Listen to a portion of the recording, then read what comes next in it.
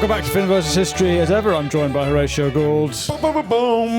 Today we're talking about Ludwig van Beethoven. Sick Beethoven. Sick Beethoven, the incels orchestra man. My God. I love this I had stuff. no idea how sick Beethoven was. It's sick. Yeah, he's like an absolute nightmare of a guy. Yeah. It's awesome. He stinks. Yeah, he smells bad. He's completely off his face. Yeah. He looks like a tramp. Maybe died a virgin. Yeah, I mean, probably. it's the incels conductor. He really is. He's the incel god. Proper German, this guy. Proper German. We're on our way. This is our classical music series. We've dealt with Mozart. Now, Mozart dies in 1791. Beethoven is born in 1770. There's a bit of overlap. Yeah, and potentially they meet. Potentially, we don't know. We don't know. But whereas Mozart was kind of heavenly adored, impish little ADHD prick. Yes.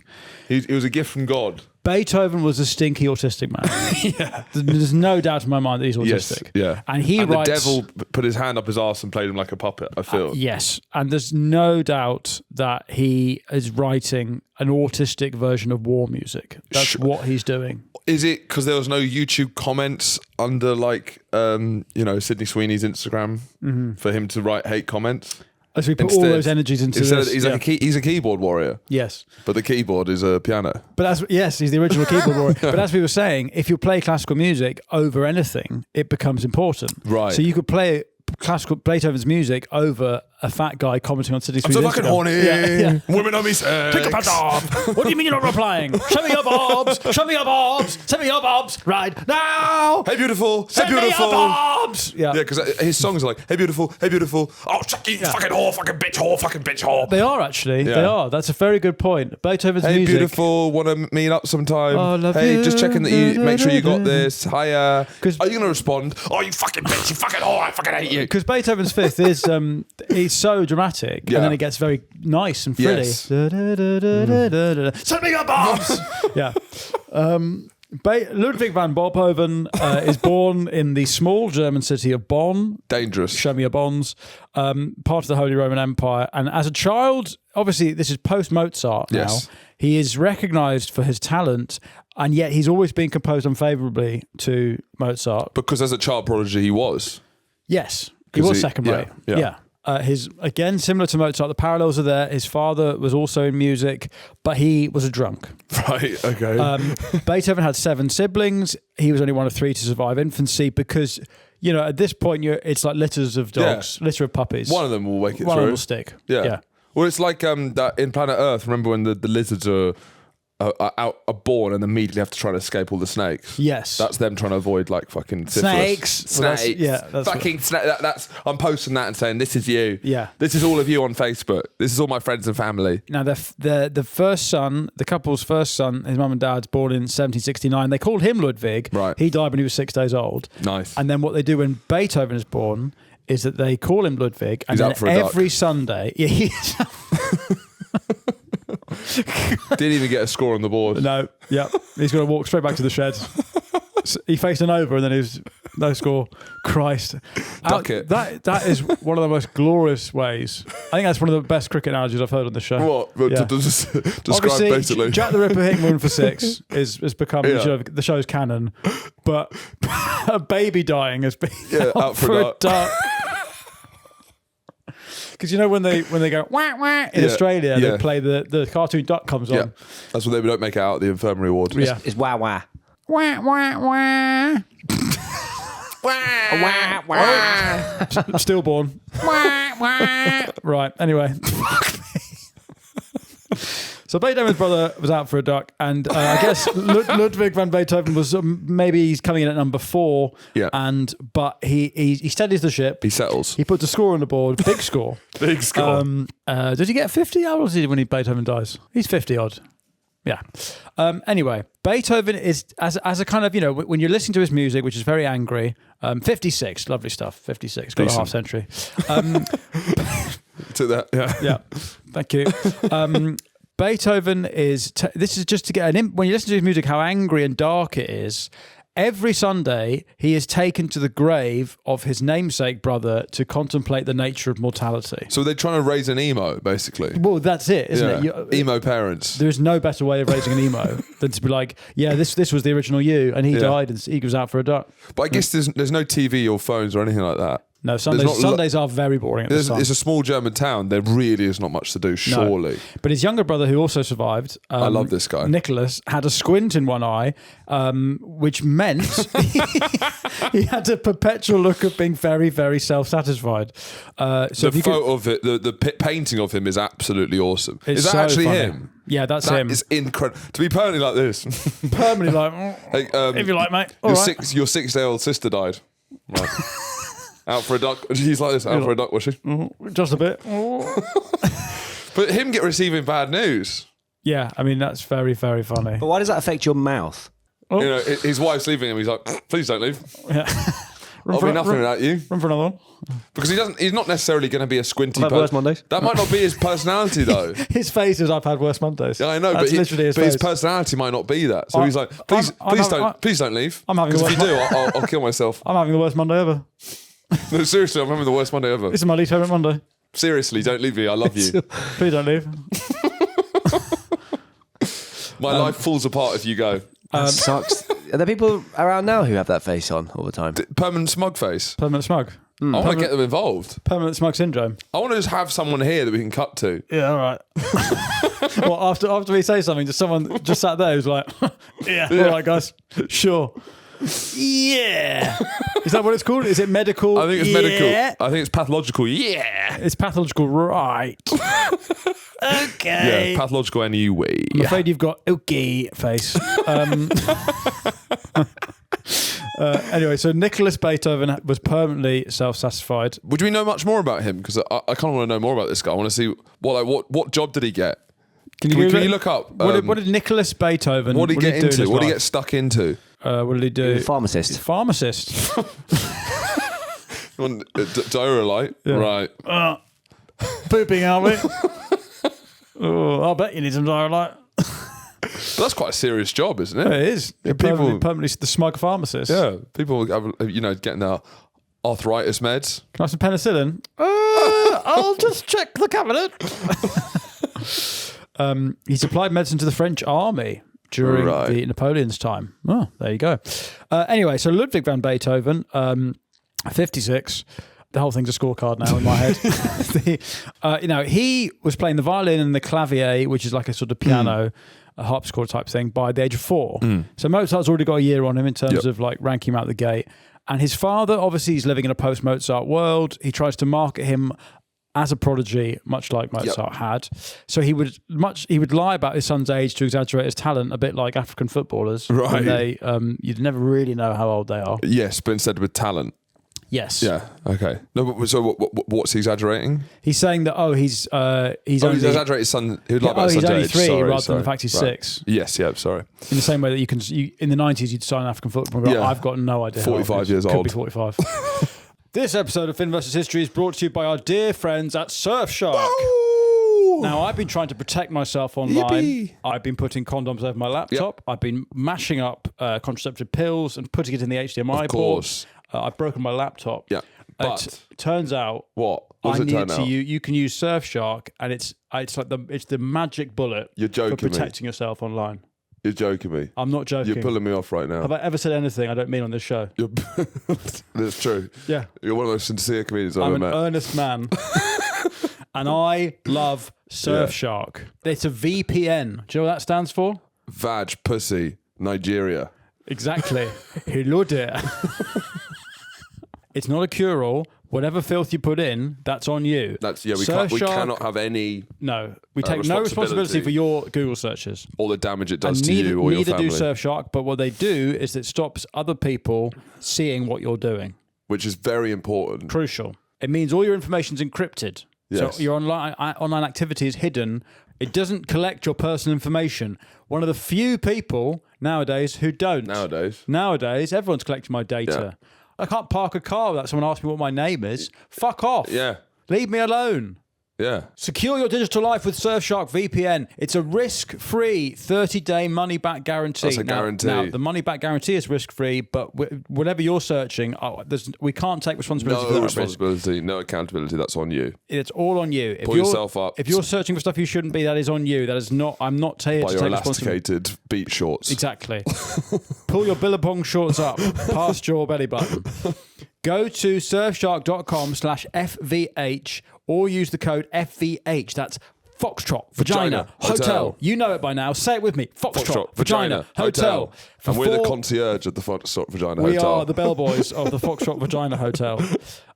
It's like Hotel California, except it's a Dusty Beats song. Yes. Welcome to the Foxtrot Vagina Hotel. 4 extra months of Surfshark. Don't let online threats catch you off guard.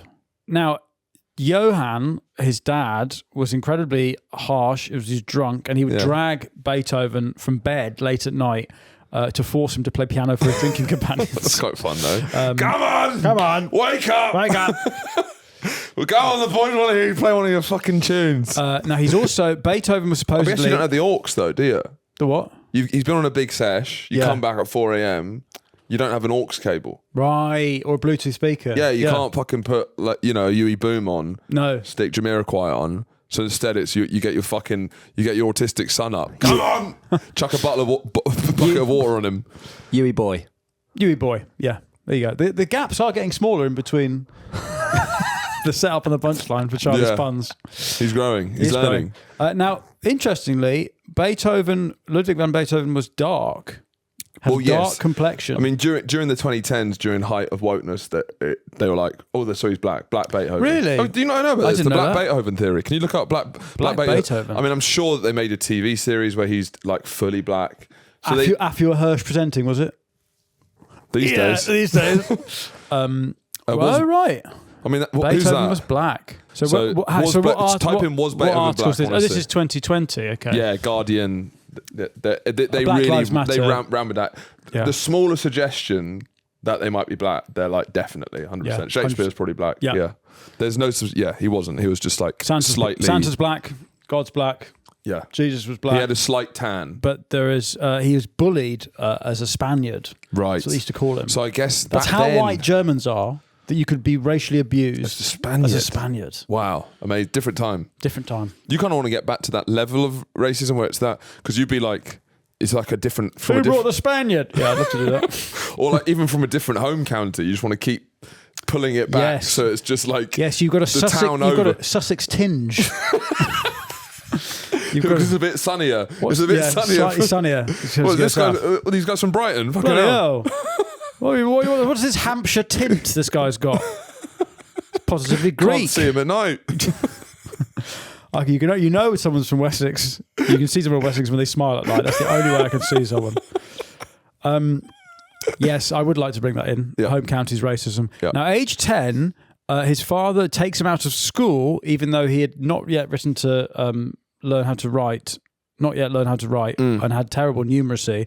People maybe think he had dyslexia. Sure. Probably. I mean, he's an absolute basket case. Yeah. Which, as you listen to, he's neurodivergent for sure. For sure. Yeah. And was Mozart neurodivergent? Yes, but I was going to say it's the two sides of that coin. Go on. You've got the uppity, annoying ADHD Mozart, and then the depressive, Germanic, smelly, stinky, do not look you in the eye Beethoven. Yeah. I mean, is it ADHD and autism? Is it the split? Seems like that's the split. Yeah. And whereas Mozart is the music of ADHD, it's kind of like hyper-focused perfection. This is the music. Charlie, just play a bit of Beethoven's Fifth for us, right? This is the music of a man when someone tries to make small talk. This is what's going on in his head. Yeah. Someone's come over and said, hello, how are you today?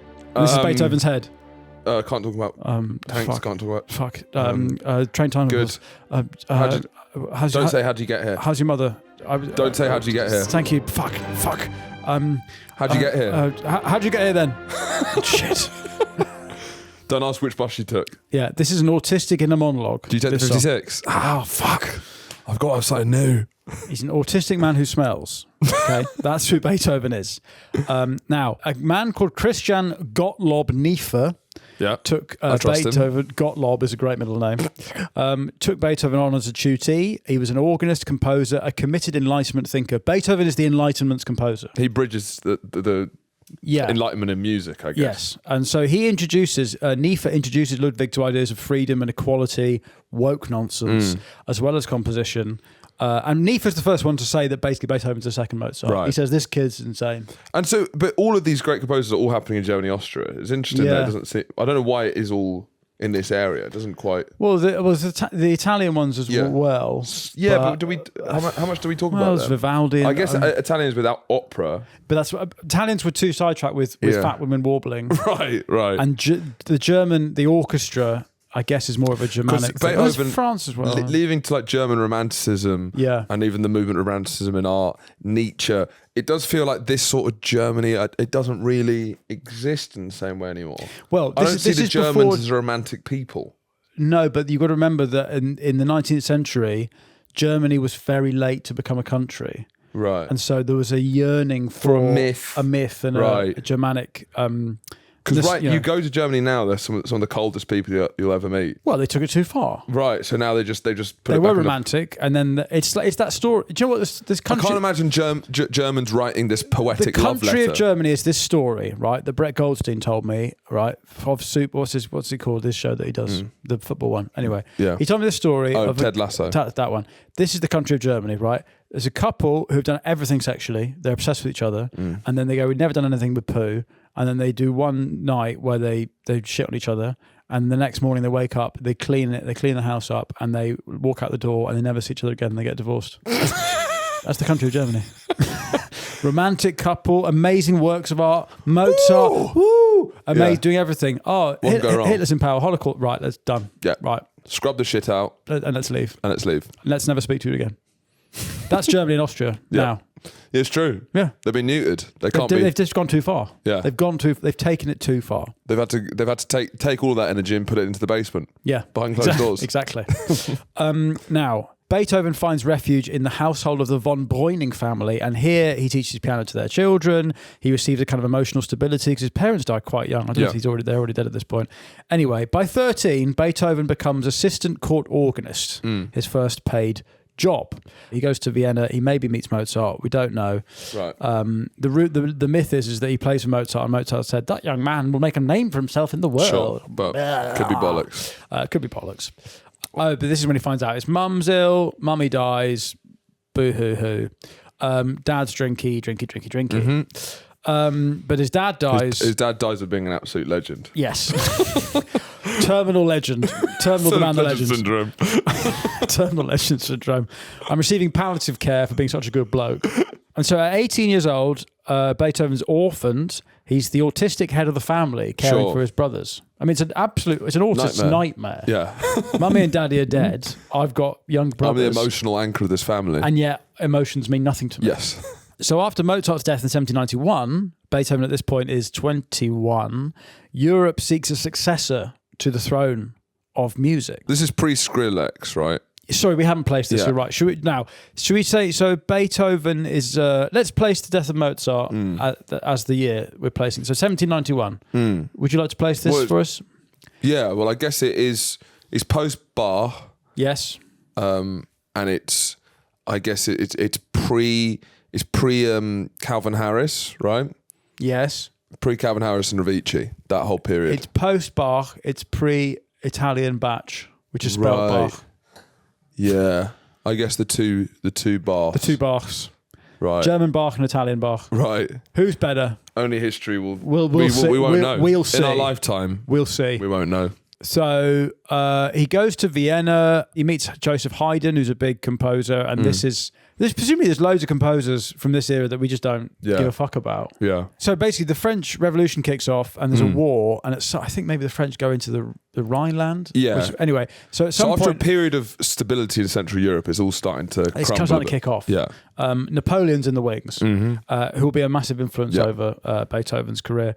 The court that Beethoven was employed at flees into exile, and so this means he's freed from the obligations, and he goes to Vienna and he settles there just after Mozart's death. So it's important to know about him.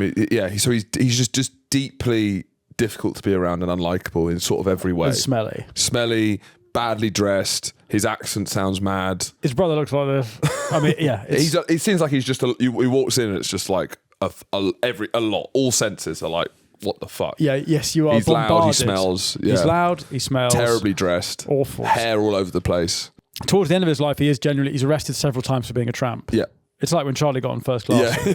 Yeah. So now Vienna, as we said in the last time, is a hotbed of cultural. Right. It's like the Berlin of also nowadays. he'd never worn a wig before, so all these people wearing those shit white wigs. Yeah. He must have looked mad because he's the only one with normal hair, basically. Well, pray for his fucking brother. I got what was this? So he takes formal lessons with Haydn, but the relationship is quite strained. Haydn's getting old, busy. He's not a very good teacher.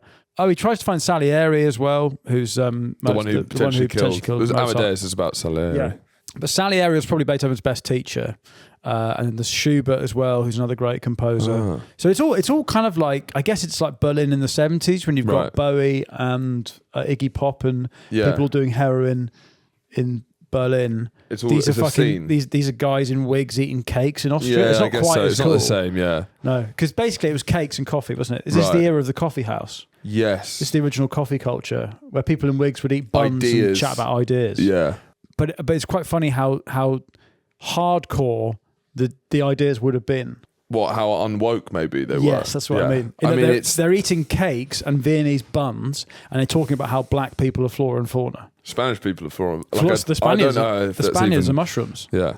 And yet in the 70s, Bowie was doing heroin. Yeah. And talking about space, man. Let's all go to space. You know. Now the big problem with Beethoven is that he starts to go deaf pretty quickly.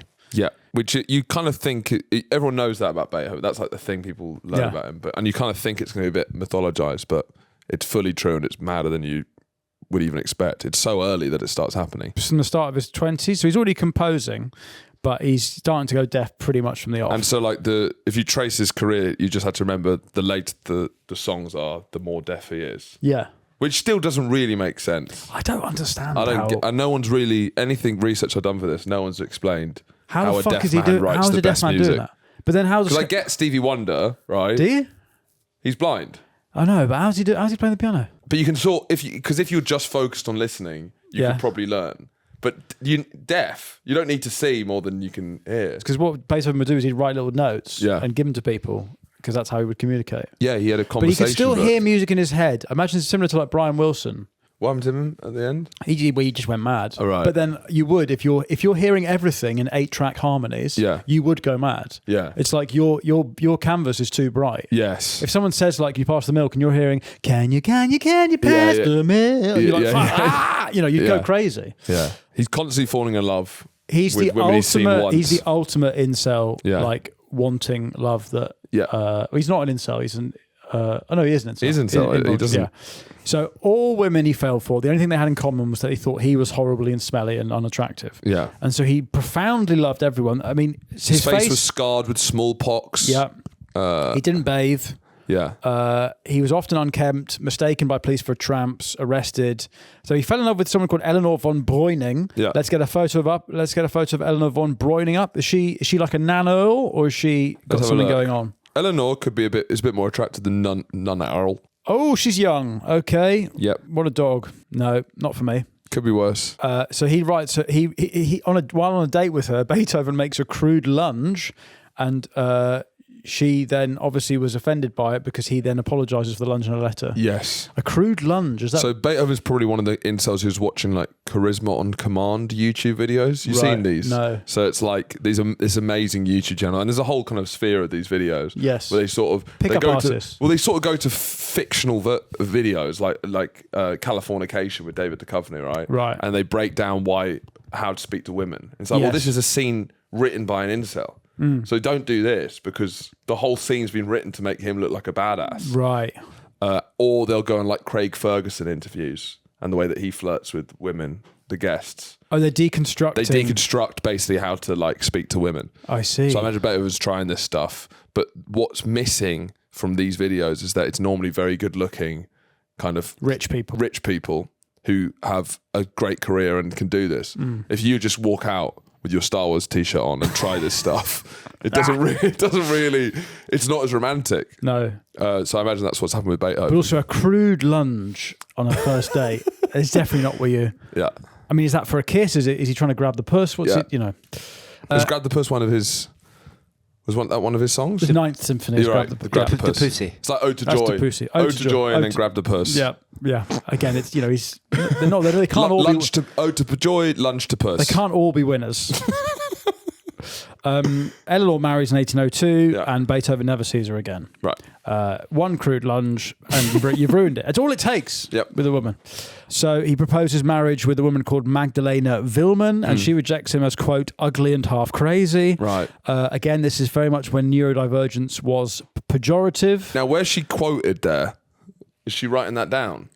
I guess that is to his face. Right, okay. You're ugly and you're half crazy. It's pretty mad having that in the history books, calling someone ugly to their face. Crazy. I like it on How record. old did you have to be? On record, he was ugly. That is surviving in the record. You thinking they're ugly. In a eulogy. It's amazing. He was ugly. I want everyone to know that he was ugly. His 16-year-old piano pupil, Giulia Giaccardi, becomes the inspiration for the Moonlight Sonata. Should we have a listen? Let's get the Moonlight Sonata up. This is one of his most famous. If you've not, this is a very famous piece. Again, we'll have to get Charlie to cover it. I mean, I've always loved this piece of music. I've always found it very beautiful. But I guess it's a horny teacher horning after his pupil. Yeah, I guess it's kind that of sort of takes away from how You're romantic right, I found the song originally. When it's actually just like a music teacher who's like balding and stinky, just like a smelly paedophile. Smelly paedophile. You've heard this, haven't you, Charlie? I've heard this. Yeah. I love this. Okay, so let's just pause that for the sake of copyright. I mean, this is a sad horny.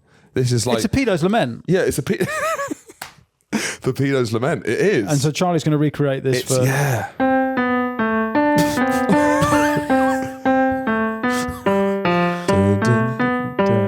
I think you had to repeat the look of concentration on his face. He's trying, bless him. Let's do it again. Let's see where we're going wrong. Dun, dun, dun, dun, dun, dun, dun, dun,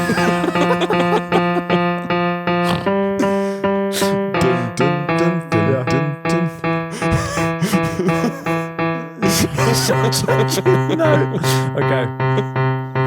Yeah. Okay. Right. Thank you. Well, we just have to do that for copyright reasons. Yeah, just to cover us. But to be fair to Charlie, Beethoven's hearing is deteriorating at this point. So that What is that? What Beethoven hears? Maybe that's what it sounded like in Beethoven's head, and then somehow he amazingly plays Moonlight Sonata, the pedo's lament. Yeah. Her father blocked the relationship on the grounds of Beethoven's temperament and the fact that he was going deaf. Yeah, I mean, there's a lot. That's two And reasons. also- I think there's a lot of other reasons. And also, it's clearly Stinky old paedophile. Yeah, it's because you're going deaf, mate. Yeah, It's because your temperament. And Yes. your temperament is your stinky paedophile. Yes, I have a paedophilic temperament. I do apologise. Now, in the 1810s, he wrote a famous letter to his, quote, immortal beloved, declaring a passionate but impossible love, but it was never sent, and there are no definitive answers as to who this was. Yeah.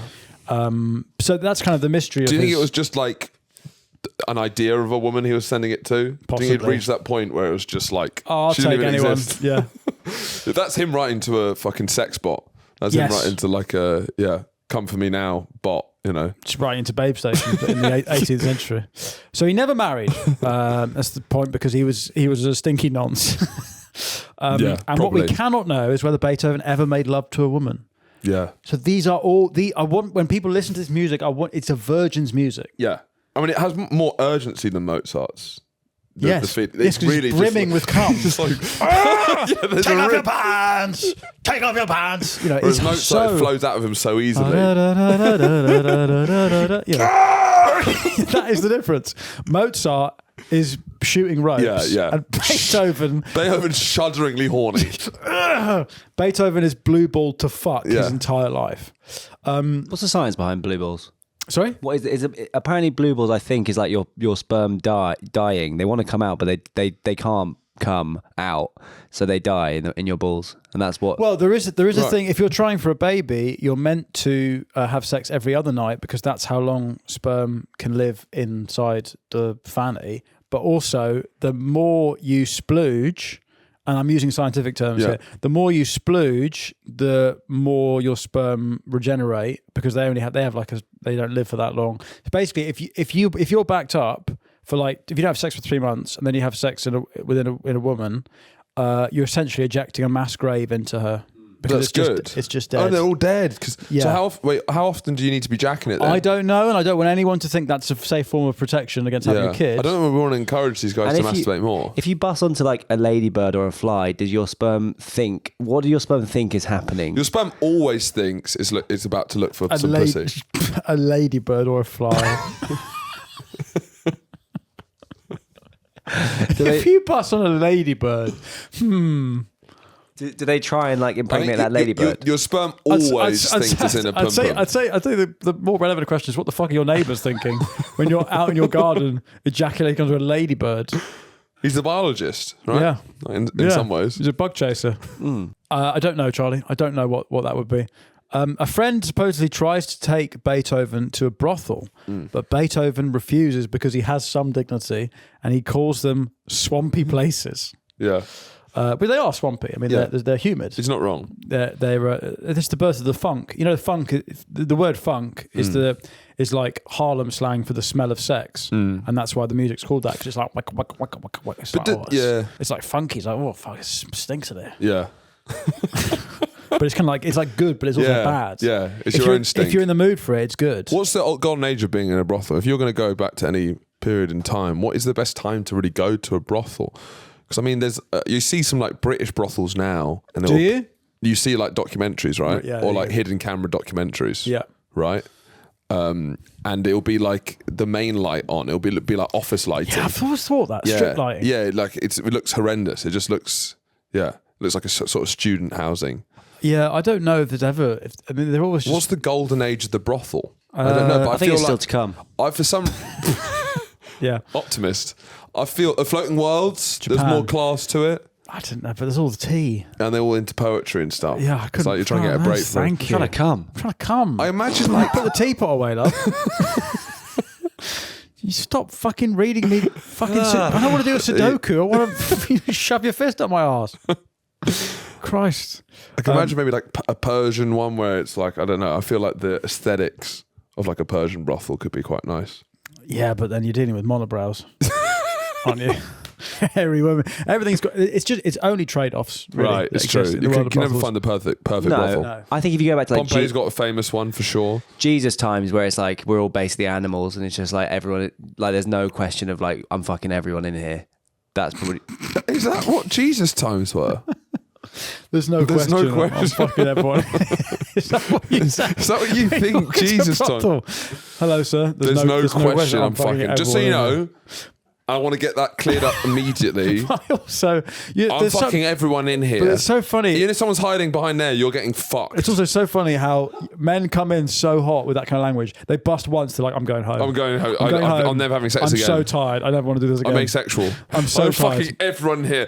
Right, I'm gone. See ya. I'll never home. speak to any of you again. I'm so... Sex Mummy, is disgusting. I want my mum. I'm going home. Yeah, there you go. You're all disgusting. Yeah. Fucking all of you. But Beethoven never had that. So his music is, you're all getting fucked. I'm fucking all of you. But he must be jacking it a lot, probably. You have to be. Or maybe it all came out in the music. I mean, he does look like a man who's never busted, in a way. Sort of, yeah. He's blue balled. He's the ultimate blue ball. Now, he's deaf and he's deaf. He's deaf and he's blue balled. That combination of like horny, but you can't hear. Christ. So at the age of 27, so about my age, Beethoven's first note is buzzing in his ears. Not busting. Busting. Beethoven's first started cum dripping out of his ears. Soon followed by a slow decline. Throwing ropes out his ears. Doctors prescribed harmful treatments like blistering his arms with poisonous plant bark, which left him temporarily unable to play anything. Hey, look, it's easy for us to judge now, but you've got to work this shit out. And he retreats to Heiligenstadt, which is where this is like a spa town, I think. And he basically then writes letters of despair to his brothers talking about killing himself. All right, mate. Yeah, sure. Good luck, mate. We all want to kill ourselves. I'd love to die. Please, seriously. Please, someone kill My me. life is a living hell. Yeah. But he didn't kill himself because, and this is important, he believes that he must give all the art that he can. Yeah. Because at this point, this is the early 19th century, this is where the idea of art becoming the apex of humanity. Sure. The thing that separates us from the animals is art. The respect for the artist is coming through. The enjoyment of art, Yeah. the self-expression. Enlightenment, individualism. So you can the self-expression of an individual can now mean that you Life can be is respected. about the height of art is to express yourself. It's not just to make music for the king that he listens to while he eats a goose. Yeah. It's to express your inner life. So this is where we get. It's no longer King Goose music. It's not King Goose music. This is music. This is the long road to. Is it like when you cinema? Yeah, like sometimes if I'm eating cereal, I'll watch something on an iPad. Yes. Just because it's I get bored otherwise. Because you're a toddler. Yeah, exactly. So is that what the king's like? Basically. Yeah. I want some music. I need something while I'm eating my goose. But Beethoven has got cum pouring out of his ears, right? And he's expressing his inner virgin, right? That's like everyone has their clown, like even in a clown. If you're you're getting in touch again with your inner. He had an outer virgin, so I don't really know what. There was nothing to be inside and out. He was a virgin. Yeah, I don't know if there is an inner virgin. So he returns to Vienna, reinvigorated. He'd gone to a spa town. He'd probably bust a load of nuts there. He begins the Third Symphony. Right, let's hear the Third Symphony. Should we listen to a bit of the Third Symphony? The problem is with I hate how they call them the Third Symphony, the Fifth Concerto. Give them song like Ode to Joy. I can remember that. Yes. I can't remember which songs I listen to because they're all the fifth song, the seventh song. I know what the fifth and the seventh and the ninth are. Right. Because those are the famous ones. I don't know the third. Is it that famous? I probably do. Which one? This is the one that is dedicated to Napoleon, but then Napoleon crowns himself emperor and Beethoven explodes with fury and tears up the dedication page and he leaves a hole in the actual manuscript because he's so annoyed. Because he saw Napoleon as someone who's going to unite all people and be for the people, and he turned out to be like an egomaniac. Yeah, exactly. So he then writes an opera. It's quite sincere time, right? Yeah. I think romanticism. It's not like there's no irony at this time. No. Weirdly, to have the guy like this, it's kind of the opposite of this time. I'd say we're now in the ironicism age. Yes, and we look back on as like the irony age, probably. But I also think sarcasm did not exist because you say something and you meant it, and it was passion. And you believed it, and you could say you could be so sincere, and no one make fun of you. But then, as ideas and science keeps getting disproved, then you lose faith in everything, and so cynicism and irony is the only thing left. Because that's why the government hasn't done anything for years. It's because we keep having new dawns that are broken and shattered, and so in the remains of that, no one believes in anything. There's no ideal to romanticize. We're in post-communist, post-capitalist, post-Blair, post-Truss. I mean, who can we elect? If Truss can't do it, who can? Yeah, if Truss can't, we're fucked. Blair fucking fucked it. Brown fucks it. Cameron fucks it. Truss is fit. Surely she fucks it as well. Do you know what I mean? Yeah. So where are we now? So there probably was no sarcastic comments in this period, right? No, it's not a very sarcastic time. No. Beethoven's only ever opera, Leonore, is premiered during Napoleon's occupation of Vienna. And it flops, obviously, because there's just a few soldiers in the audience. A few French soldiers, yeah. And he then quarrels with his patron, Prince Lichnowsky, after refusing to play for French officers. He smashed a bust of the prince. Yeah. And he continued producing masterpieces in this time. This is where he produces his fifth symphony, which is probably the most iconic. Yeah, I mean, we've got in our notes, we've got written da da da dum. Yeah. You know exactly what it is. So, Charlie, let's play a bit of that, okay? You know this one, okay? Du, du, du, du. Right, so this is... and then... I'm gonna bust. Yeah, let's just recreate that for the listener. Copyright free. Yeah.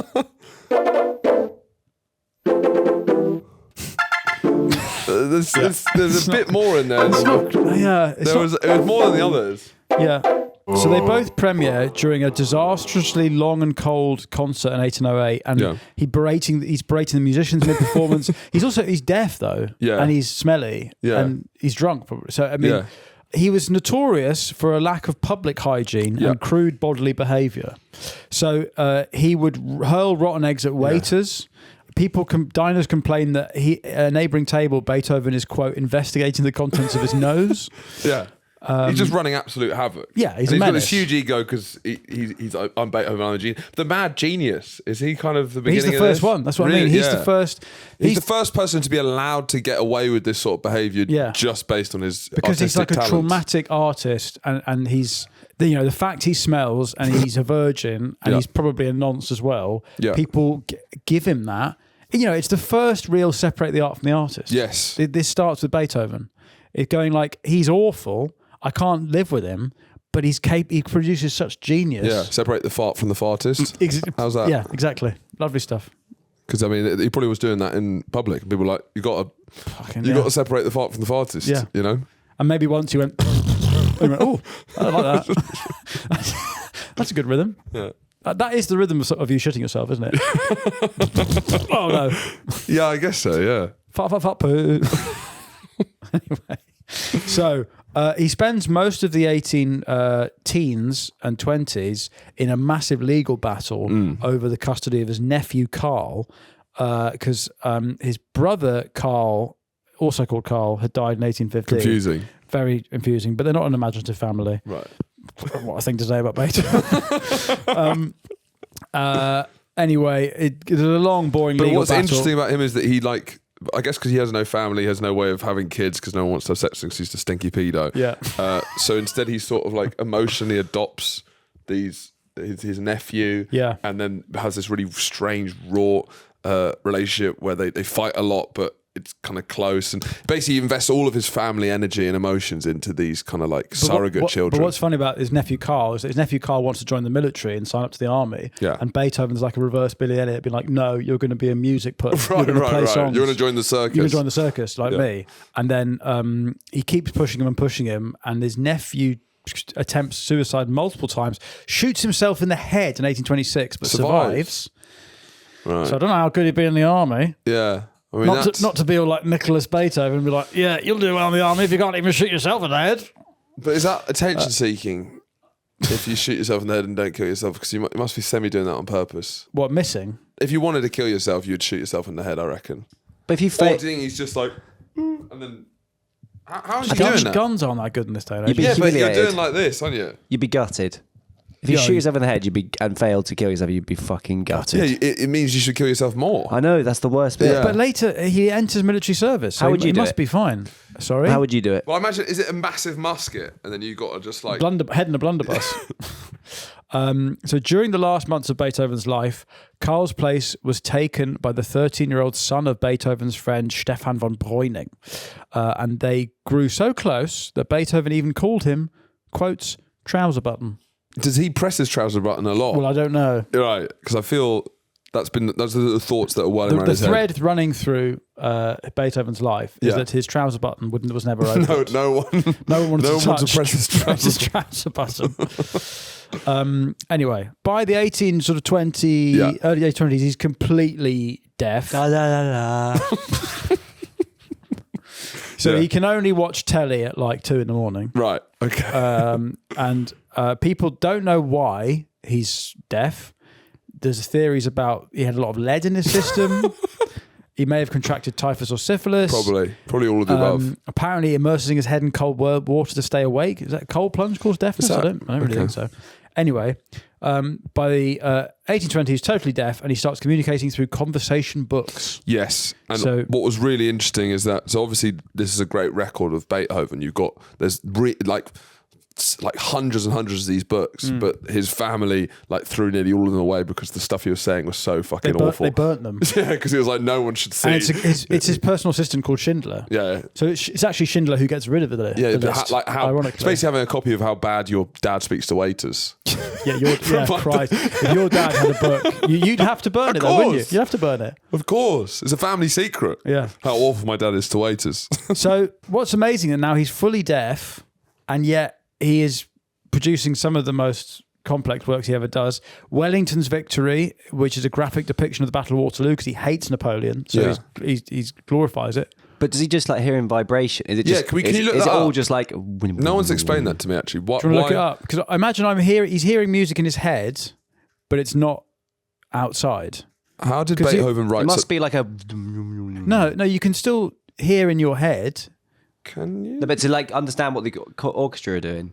Can you? You can still hear music in your head. Using a sense of touch to feel vibrations through pianos. Sometimes modified by cutting the legs off. But that's different to. He would have heard music. Anyone can memory. Anyone can hear music in their head, and then it's trying to express it so that you can hear it back in your ears. So I guess he just had such a deep understanding of music. He basically could see. He knew what every. He note could see sound. the Matrix musical code, right? He's seeing like ones and zeros, and he adds them up. But he still doesn't really know if it's any good.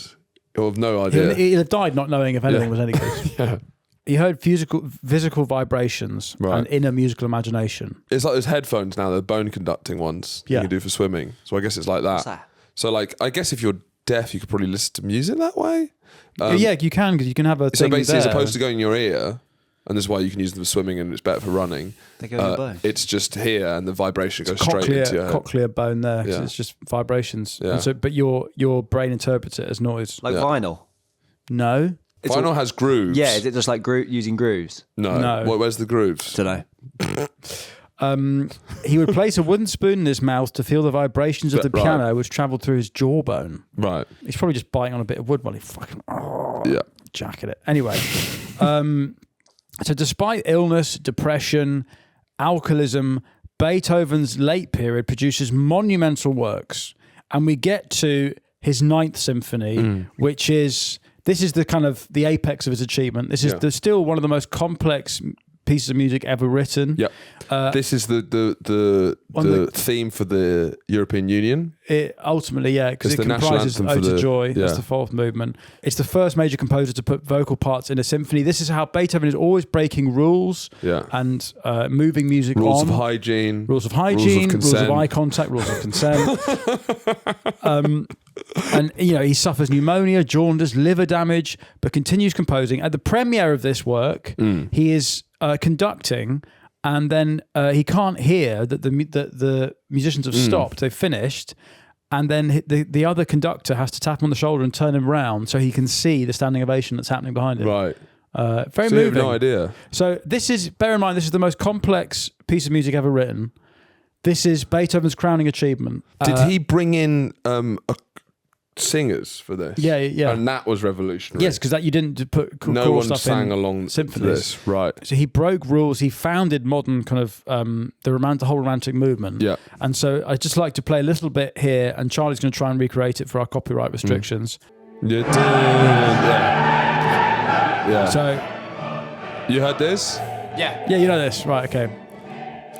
This is actually the music, as when you get to the end of Civ 3, they play that as Right. like the enlightenment phase. So this is the Enlightenment theme So, tune. Ode to a Young Boy. Ode to a Young Boy. Yeah. So Charlie, this is Beethoven's most complex piece, the Ninth Symphony. No.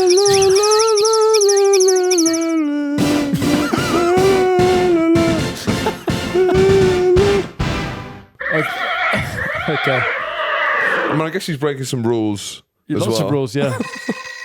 All right, thank you, Okay, Charlie. so- That's enough.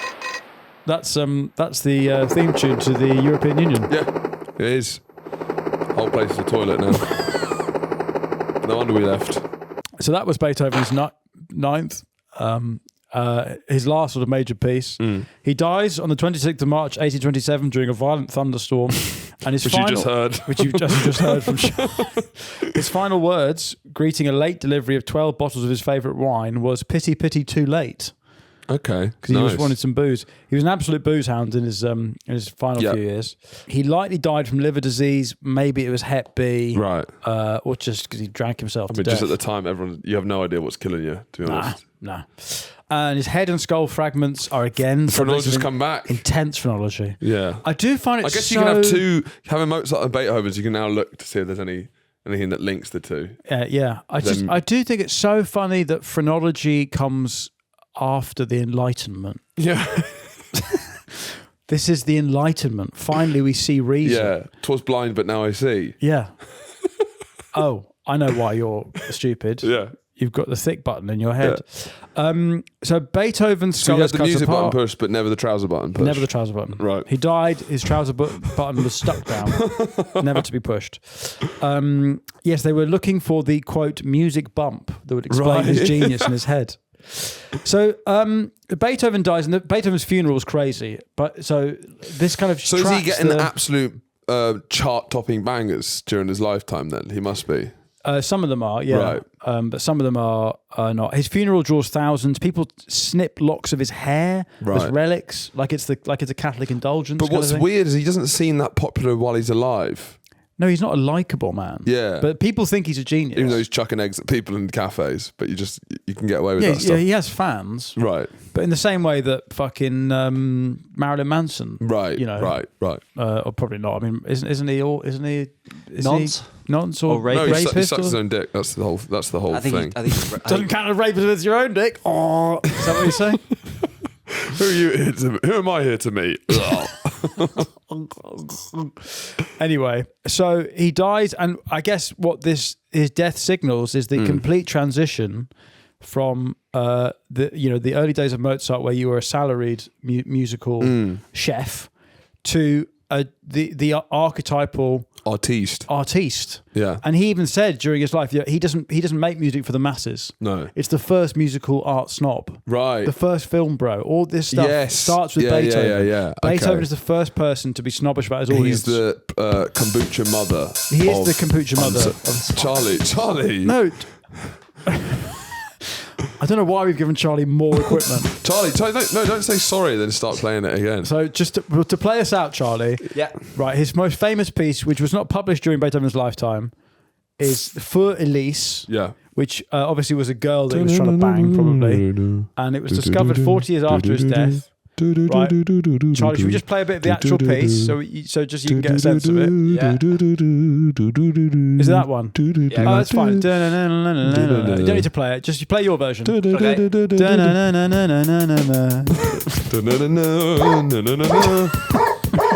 So who's this for? Elisa. All right. I think if I was Elisa, I would probably be like, I don't know if I'd rather you didn't dedicate this to me. No. I always miss you. I just wanna kiss you. Make it about Elisa. Elisa. Lisa, you're the nicest lady I've ever met. Well, Elisa, you're the nicest lady. Lisa, I just wanna kiss you That's good. on Yep. your tummy and bum. I'll eat your Is that your phone ringing? Fuck me. on your tummy and bum. On your tummy and Okay, bum. Where are you right. from? Right. Where are you really from? Stop. Where are you from? From Where are Elisa. you from? Why is he where are you from Elisa? What? Isn't it? Where are what? you from? Where did that come from? Where did We you don't come know from? what, you Elisa? know, she, you know, Where did we she don't come know. from? Well, how? I didn't realise Beethoven was racist. Okay, so But I mean, that's Charlie's been, also going deaf as well, so that he's got that. yeah, in common and with blind Beethoven. Yeah, deaf and blind. So and thick. yeah, stinks. That's and he smells. Anyway, that's been Beethoven. If you'd like more, then our Patreon this week is on Wagner, Right. Hitler's favourite composer, my Yeah. favourite composer, and Charlie will be doing some of Wagner's songs Yeah. with lyrics that would not go down well in some Sure. countries. Yeah. That's on the Patreon, we're £3 a month. You can also if you thought smell Beethoven was had some problematic views. Oh. Wagner really. where you're from just the beginning. If for £3 a month, Where'd you pray? if you if you would like to join the Patreon, if you would like to smell as bad as Beethoven did, then for £3 a month you can join our community and get instant access to episodes, Yeah. ad free. There's herd immunity if you smell bad with our There patrons. is, yeah, Because you go in there, no one notices you. There's so much else going on. exactly. You know, in polite society, you stink out like a sore thumb. Not in our Patreon. No, If we ever get them in strength in numbers. yeah, if you ever get them in a room, you there's a high chance to be one of the best smelling people there. We had to use incense balls on tour, Yeah. filled with Linz Africa. So that's been The Great Composers. Wagner's on the Patreon. That comes out on Friday. We shall see you next week for a topic that people have been requesting for some time. Begging. It's the resumption of our most controversial series. It's a gift. It's a gift for Christmas next week. But if not, see you on the Patreon, and we'll see you next week. Yeah. This has been The Classical Composers. Goodbye.